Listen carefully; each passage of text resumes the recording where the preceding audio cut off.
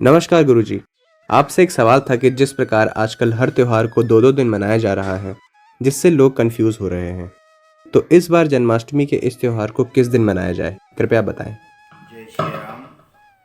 मेरे YouTube channel में आप सभी मित्रों का हार्दिक स्वागत है, अभिनंदन है। मित्रों, मैं आपको अवगत करा दूँ तो बेटा आपने पूछा कि जो है अष्टमी, जन्माष्टमी, कृष्ण जन्माष्टमी का व्रत किस दिन करें। 2-2 दिन का सेलिब्रेशन हो रहा है, तो 2-2 दिन अष्टमी तिथि हमेशा से होती है। एक दिन गृहस्थियों के लिए, एक दिन सन्यासियों के लिए। ये हर तिथि का ऐसा ही होता है, इसमें कोई ऐसा नहीं है कि आज ही हो रही है। आज ये इलेक्ट्रॉनिक मीडिया का इतना प्रचार प्रसार हो गया है, तो इसलिए आपको ये पता चल रही हैं, अन्यथा ये हमेशा से होती हैं, तो इसमें ऐसा कोई बड़ी बात नहीं है। तो बात रही कि हम व्रत किस दिन करें, तो उससे पहले हम वीडियो शुरू करें तो भगवान कृष्ण का एक बार ध्यान कर लें। सच्चिदानंद रूपाय विश्वोत्पत्त्यादितवे तापत्रय विनाशाय श्रीकृष्णाय वयं नमः। बोल बालकृष्ण कन्हैया लाल की जय। उस सच्चिदानंद घन प्रभु के पाद पद्मों में हम प्रणाम करते हैं। तो शुरू करते हैं वीडियो को आप अंत तक जरूर सुनें कि किस दिन हमें व्रत करना है और क्या भेद होता है, क्यों हमें व्रत करना चाहिए। तो विषय बताया गया है कृष्ण जन्माष्टमी। भगवान कृष्ण का जन्म हुआ अष्टमी के दिन, तो अष्टमी तिथि पर ही गृहस्थियों का व्रत होता है। सन्यासी लोग उत्सव मनाते हैं और जो है पूर्वा तिथि नहीं मनाते हैं, वो परा तिथि मनाते हैं। तो इसलिए गृहस्थियों के लिए जो है पूर्वा, जैसी अष्टमी तिथि लगी और अष्टमी तिथि में ही भगवान कृष्ण का जन्म हुआ। अगर वो पहले दिन लग गई, भगवान कृष्ण का जन्म कब हुआ? 12 बजे रात को जन्म हुआ। 12 बजे रात को जो है अष्टमी तिथि होनी चाहिए, रोहिणी नक्षत्र होना चाहिए, बुधवार होना चाहिए, ये सारी चीज़ें हैं। तो सारी चीज़ें नहीं हैं, तो हमारे यहाँ सिर्फ तिथि पर जन्मवार तिथि नक्षत्र के हिसाब से ही मनाया जाता है। तो हम अष्टमी तिथि व्रत के लिए लेते हैं। तो अष्टमी तिथि जो अब की बार आएगी, वैसे भी अष्टमी में बोला गया है अष्टमी तो सर्वमते कृष्णा पूर्वा शिता परा। मतलब कृष्ण पक्ष में जो अष्टमी का व्रत किया जाता है वो पूर्वा, जो पहले दिन लगती उस अष्टमी में व्रत किया जाता है।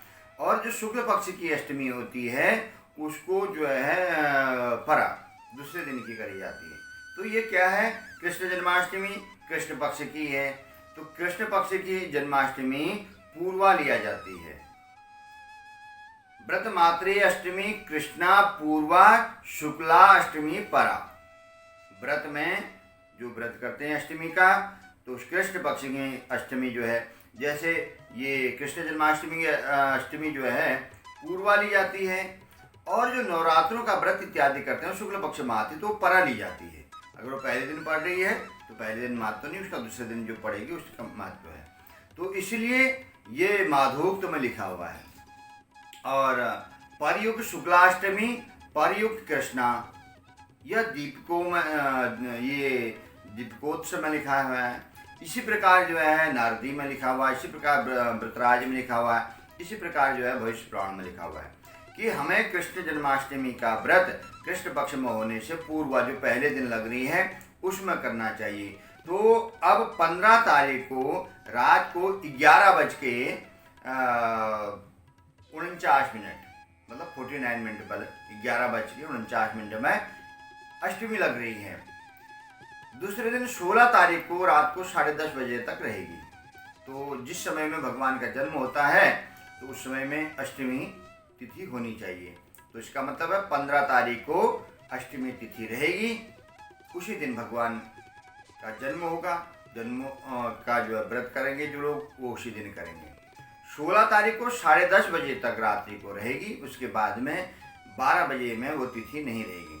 तो इसलिए गृहस्थी लोग जो भी हैं तो वो अपना जो व्रत करें तो वो सिर्फ और सिर्फ जो स्मार्ट जो गृहस्थी लोग बोले गए हैं वो 15 तारीख को व्रत करें और 15 तारीख को 12 बजे के समय में जन्माष्टमी रहेगी, दूसरे दिन आपकी जन्माष्टमी नहीं रहेगी। व्रत उसका ज़्यादातर मेट्रो सिटी में लोग बाग जो है छुट्टी के कारण देखते हैं, लेकिन व्रत का विधान और व्रत का फल तभी है जब आप सही तिथि पर और सही निर्णय के अनुसार करें। तो मैं आपको जो भी निर्णय बताया ये शास्त्रोक्त हिसाब से बताया, इनको आप देख भी सकते हैं। पढ़ा लिखा समाज है, शास्त्र के निर्णय के हिसाब से आपको व्रत करना चाहिए। शासनात् त्रायते शास्त्र, जो हमारे ऊपर में शासन करे वो शास्त्र है।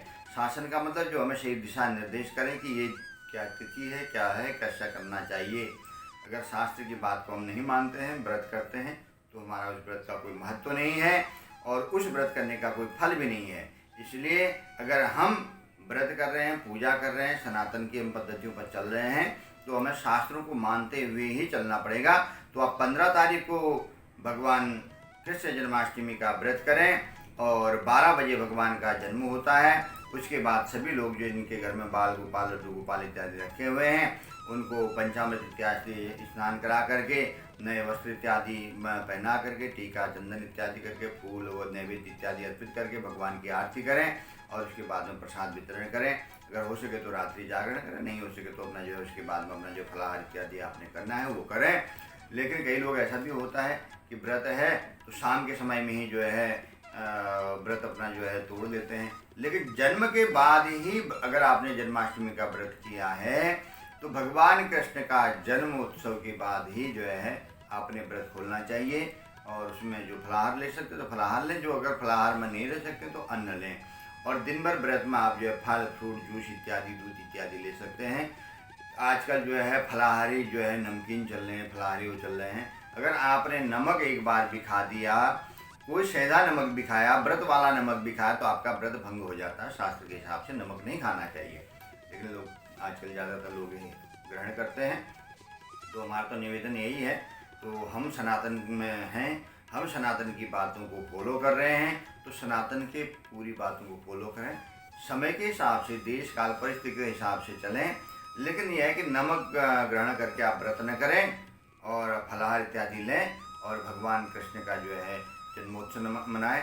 अगले दिन 16 तारीख को वृंदावन इत्यादि में और वैष्णो का होगा, तो उत्सव मनाते हैं, तो उत्सव में आप भी शामिल होएं और व्रत जो है आप 15 तारीख को करें। तो ये मैंने आपको व्रत का विधान बतलाया। 15 तारीख को सभी स्मार्ट लोगों के लिए व्रत होगा, तो इसलिए सभी को जन्माष्टमी की बहुत बहुत शुभकामनाएं। अगर इस बारे में कोई और कुछ जानना चाहता है तो मेरे ही इस YouTube चैनल में आप जो है कमेंट करके आप पूछ सकते हैं। और उस दिन आप जो है भगवान दिन भर में आप विष्णु सहस्त्र नाम का पाठ सुने, गोपाल सहस्त्र नाम का पाठ सुने, भागवत इत्यादि आजकल YouTube में मिल ही जाता है, उनका श्रवण करें, भगवान की जन्म की लीलाओं का श्रवण करें, तो भगवान का चिंतन करें। व्रत का मतलब होता है एक संकल्प। आज भगवान का जन्म हुआ था, हम जो है जन्मोत्सव मनाते हैं, उनके जन्म का समय मनाते हैं, तो हम उन्हीं का चिंतन करते रहें। ये नहीं कि व्रत रखा है हम दूसरे की बुराई करें, अपने जो है मन का चिंतन खराब करें।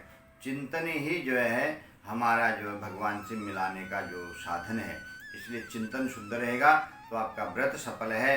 अगर व्रत करने के बाद भी अगर आपका चिंतन शुद्ध नहीं है तो आपका व्रत असफल होता है। इसलिए चिंतन को भी शुद्ध रखें, तन को भी शुद्ध रखें, मन को भी शुद्ध रखें। इस प्रकार आप भगवान का पूजन करें, व्रत करें। 15 तारीख को सभी स्मार्त लोगों का व्रत होगा, सभी गृहस्थियों का व्रत होगा। सभी लोग उस दिन भगवान का व्रत करें, पूजन करें और सबको बहुत बहुत कृष्ण जन्माष्टमी की शुभकामनाएं। जिन मित्रों ने मेरे इस चैनल को लाइक सब्सक्राइब नहीं किया है, लाइक करें, सब्सक्राइब करें, शेयर करें और अपने सनातन के चैनल को आप जो है सपोर्ट करें। मैं आपको कोई भी चीज़ बताता हूँ तो शास्त्रोक्त हिसाब से बताता हूँ। अनर्गल कोई बात है मेरी वीडियो में आपको नहीं मिलेगी। तो आप अपने सनातन के बारे में जानने के लिए चैनल को सब्सक्राइब करें, लाइक करें और शेयर भी करते रहें कि हमारे सनातन में आज की डेट में बहुत से ऐसी वीडियो आ रही हैं जो हमारे सनातन के लिए ही घातक हैं। तो हम सनातनी हैं, हमें अपने बारे में जानना चाहिए, अपने बच्चों को भी बताएं कि बेटा ये इसका कारण होता है, क्यों जन्माष्टमी मनाई जाती है, किस दिन मनाई जाती है, उसके बारे में मैंने आपको बताया। जन्माष्टमी का व्रत जो है पूर्वा मतलब पहले दिन जिस दिन जन्माष्टमी लगती है जन्म के समय में, उसी दिन मनाया जाता है। तो इसलिए आप सबको जो है बहुत बहुत जन्माष्टमी की बहुत बहुत शुभकामनाएं। 15 तारीख को जो है 15 अगस्त 2025 को कृष्ण जन्माष्टमी का व्रत होगा। सबको कृष्ण जन्माष्टमी की बहुत बहुत शुभकामनाएं। जय जय श्री राधे श्याम।